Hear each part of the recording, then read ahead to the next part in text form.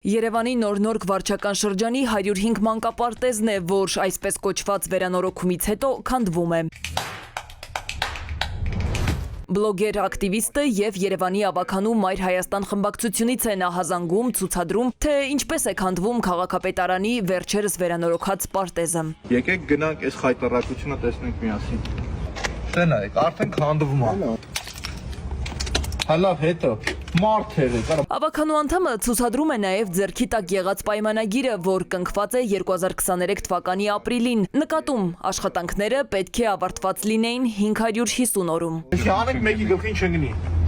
Այսինքն ձեր գլխին պետք է տան։ Որ հասկանաք։ Տեսանյութից շատ չանցած կրքերը թեժացան։ Բլոգերը հրապարակեց իր և նոր վարչական շրջանի ղեկավարի միջև տեղի ունեցած սպառնալիքներով ու հայհոյանքներով լի վիճաբանության ձայնագրությունը։ Վեճը ծագել էր այն բանից հետո, երբ ակտիվիստը ահազանգել էր համայնքում մանկապարտեզի անորակ շինարարության մասին։ Ավելի ուշ այս մասին խոսեց նաև Երևանի քաղաքապետը։ Չախոյանի բարձրաձայնումներն էլ մեծ սուտ որակեց։ Մանկապարտեզի մասին է խոսքը, որ քաղաքապետարանը դեռևս չի ընդունել,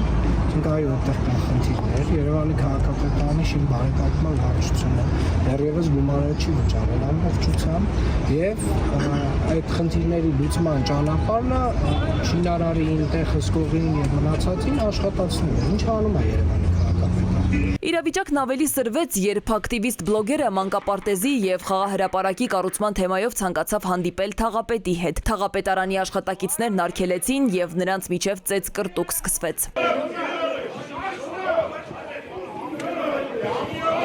Իրավապաշտպան Մելիքյանը նկատում է, առաջին անգամ չէ, որ երկխոսության մշակույթի բացակայությունը հատում է թույլատրելի սահմաններն ու անցնում ուժի գործադրմանը, ինչը բոլոր դեպքերում անընդունելի է։ Կարծես թե արտոնվում է ուժի կիրառումը, այդ նաև հանրային ծառայողների կողմից, համայնքային ծառայողների կողմից, իսկ պետական եւ համայնքային մարմիններ ներկայացնող անձանցից ու պատշաճ քննություն չի իրականացվում, այսինքն անպատժելիությունն է ամենամեծ խնդիրը։ Մենք չենք արձագանքում պաշտոնապես օրենքի ողջ ուժով նման դրսևորումների,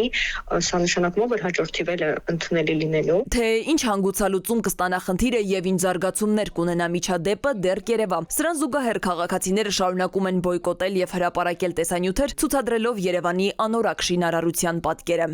Սվետլանա Ավդիշյան, ժամը լրատվական։